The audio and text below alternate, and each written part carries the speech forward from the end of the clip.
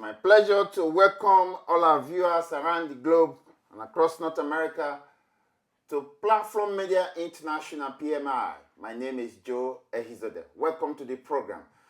Today, we are examining the troubles with African icon and superstar in the English Premiership League. Talking of no other person than Ivory Coast Yaya Toure. Yaya Toure is a star in the APL before this season. Yaya Toure has won most of the laurels that any footballer can dream of in soccer. He has won the African Cup of Nations medal championship for Ivory Coast. He also won English Premiership, French League, and La Liga, and also the Championship League. So the lineup of all the laurels that a footballer can dream of, Yaya Toure has in his kitty. But things have turned around. This season, Yaya Toure is in the cold. And it's not as a result of performance, it's as a result of something that is not by his own making, but the making of his agent called Dimitri Selok.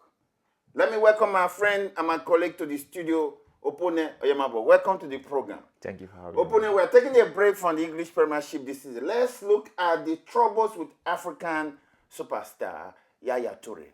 Yaya Toure is in Siberia of football. He's not playing. It's not because he's not good in the field of play.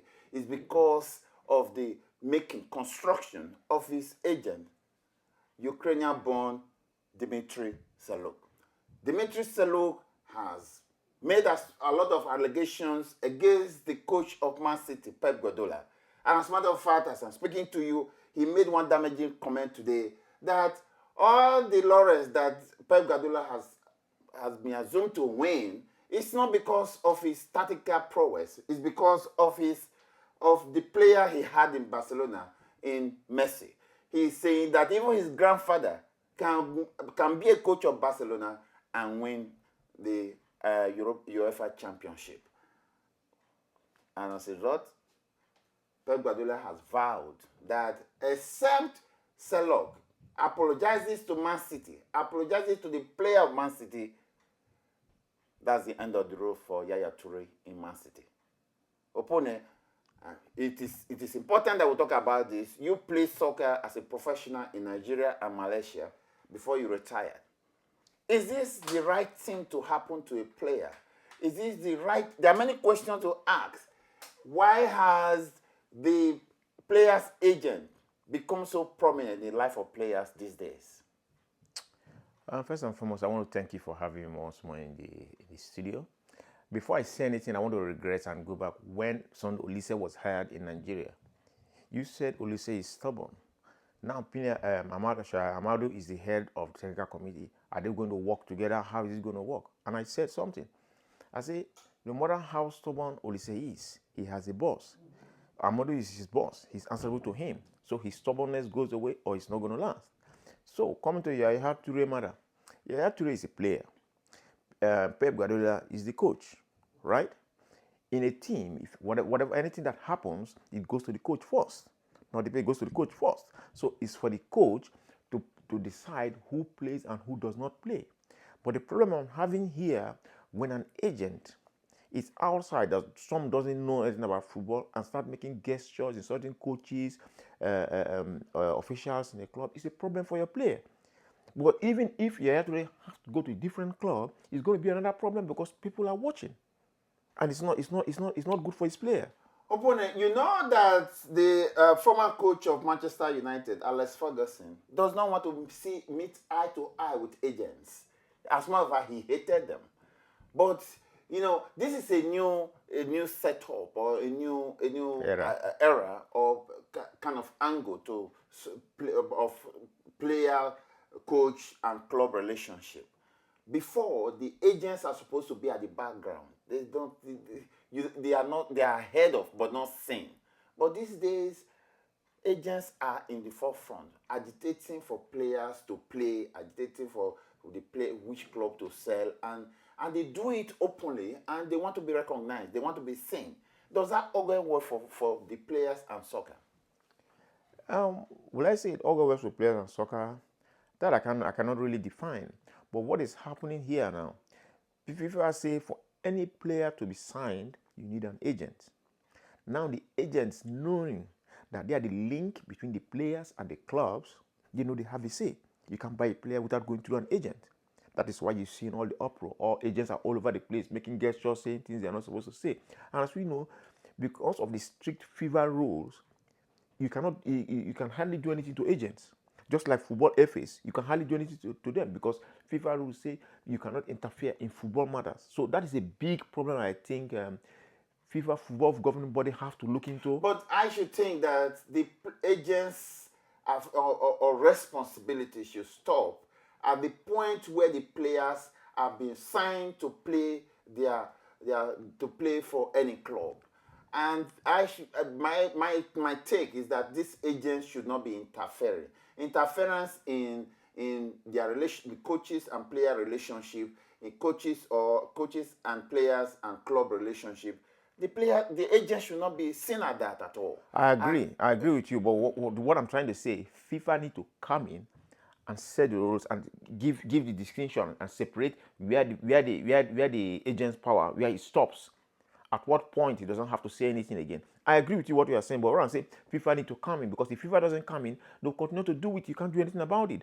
Like you just said, when a player is out of contract or needs a new contract, okay, the agent can go and negotiate and look for a job for his player. But when a contract is signed, it should be stated. The player cannot come and interfere because it's causing a lot of problem. But even if if FIFA is not going to interfere or make a rule, but job responsibilities are defined. Agents should not be interfering in the workings or in the job responsibility of a coach. For me, I will feel personally slighted if an agent goes to the press to rubbish if were to be a coach. I feel personally slighted if an agent goes to the press to rubbish my character, just like Selok is doing to Pep Guardiola. Let me just drift a little bit and give you an adage.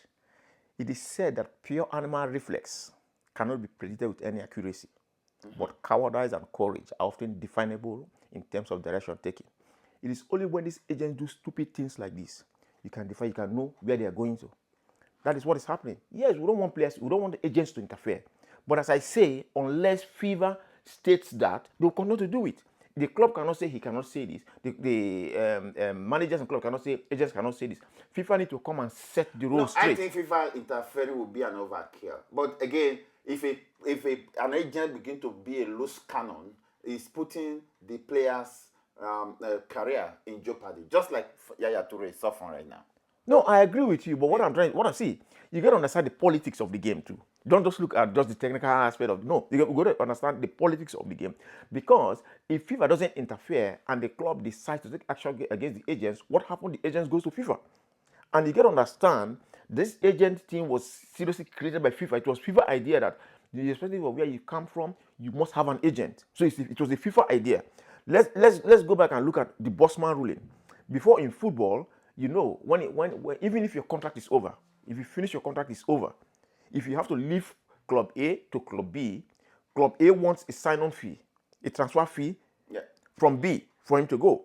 Yes. So this thing went to FIFA, and it was FIFA that decided that European labor union decided, look, no, it doesn't work that way. That is like a job anywhere. If he finished his contract with you, he's leaving, he should live freely. He should move freely. That was when FIFA accepted and that the rule changed. So that's what I'm saying. FIFA have to come in, because if FIFA don't come in and you decide to fight the agent is going to win. Because who's going to win? Agent? Agent's going to win. How? Why? This is why the agent is going to. You cannot fight the agent, because they know they are operating within the law. No, how would they win? Because they're operating within the law. Yes. The right now, the agent are operating within the law. Okay, tell me in the scenario between Yaya Toure, Pep Guardiola, and Man City, who is losing right now? Agent is not winning. No, you cannot say agent is not winning. What's the age of Yaya Toure? How many years does he have left? If agent is not winning, Yaya Toure must have talked to his agent. Look, we play the game. You were a journalist before. You know all these things. When you know when your time is almost up, He cannot do. He cannot do much. Yes, He cannot do much. in a sense, I think you are right because for now, Yaya Toure is 33 and almost 34, earning 240 pounds a week. Perhaps the agents want to be recognized, trying to take Pep Guardiola to a press war because Yaya Toure has little or nothing left in professional soccer, Yeah, agreed. and that's why he's making that noise. If Yaya Toure were to be 22, 21, 24, he's going to put this young man's career into jeopardy. But as it is, Yaya Toure has nothing left in soccer. Yeah, because And sometimes, sorry to cut you off, sometimes these agents don't learn. Remember Anelka when he was in Arsenal, when Arsene Wenger signed Anelka, Real Madrid said they want to take Anelka. And Arsene Wenger said, look, I want 22 million. When the agent was saying this, Wenger said, I don't care. He bring 22 million, he can go, don't bring 22 million. That's it. Wenger kept short. What are they paid 22 million before he left? So for a long time, this agent keep doing that. So they have to draw the line where the agent should come in and where his system ends. because it's a market of demand and supply. Market forces determine where the players go. So I don't think how that's going to be solved though, because the highest bidder wins the race. The big boys like Real Madrid, Barcelona, Manchester United, Manchester City, we always buy the big players. And perhaps the way Yaya Toure is earning 240,000 pounds a week now, because nobody's going to buy him anymore, because he's earning that much, and the small clubs are not going to buy them because it's very expensive. So I guess Yaya Toure want to sit out his contract. Yeah, and just like enjoy his loot. just like you rightly workload, though. Enjoy his money. just like you rightly said, is demand and supply. Yeah. Okay. Now his demand is not that high anymore. Yeah, today's Yeah. demand is not that high. It's not even high. Yeah, and what he gives out is not up to what he earns. Yes. Where can he go and earn such money again? It's not I don't think there's anywhere, Yeah, not even in he China. knows. It's difficult. So, but to me, I would expect. I don't know, but I think I would expect Yaya Toure to have a conversation with his agent. It doesn't matter if it's his last year of his contract or anything. It's good to bow out in glory. You've done so much for the club. Don't let your agent come in and The destroy agent threatened what by you've done. Manchester City that they are going to lose a lot of fans in Africa because of the way they treated Yaya Toure. Is that so? No, they're not going to lose any fan the way they treated Yaya. They didn't do anything to Yaya Toure. Just like I said, when Yaya Toure was the first team player when he was playing, there were other good players that were not playing. That's how it works. We cannot say, oh, because Guardiola don't like him, that's why we will not play him, or they have... No, you got to understand. Guardiola wants to win. Is the agent able to distinguish or whatever, diminish Pep Guardiola's qualities by what he's saying in the press? How is he going to diminish his... It's just not going to do... What he's saying is just garbage. That's not going to do anything. See, let me tell you. Football is business and it's results. If you cannot give us results, you got to produce in the business side. That is why you see Arsene Wenger haven't won for a long time, but because he's producing the business side, he keeps it. It's two ways. You either get the business side or you get the footballing side. And if on both sides you can't do anything, you're a loser. Okay, well, we can only wish Yaya Toure, African icon, the best as he goes through this period, which also called Siberia. He's in the cold right now.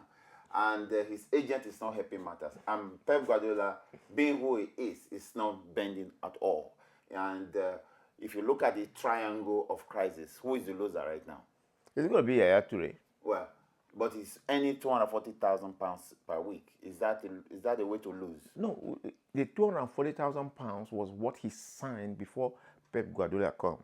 Yeah. Okay, so we want to talk about in terms of playing, in terms of his personality, in terms of what he wants to put out there. He wants to be out there, but he's not out there. He doesn't like it. Now, see, sorry to cut you off. There is something I just want us to understand here. There's one thing to earn, to make the money. There's another thing to play for fame. No, at 34, the man is tired. He just wants the name. The man wants to retire. He wants to retire with that money. I wish him the best. Well, viewers, that's all we have for you. Talking about our own sweet playing Yaya Toure, the midfield maestro of Manchester City and Ivory Coast. And I want to thank my very good friend and guest, Opone Imambo, for always being here to give us the incisive analysis. Thank you very much for coming. Thank you for having me. And with that, viewers, I say keep shooting and have a happy night rest. That's all I have for you. Have a good night.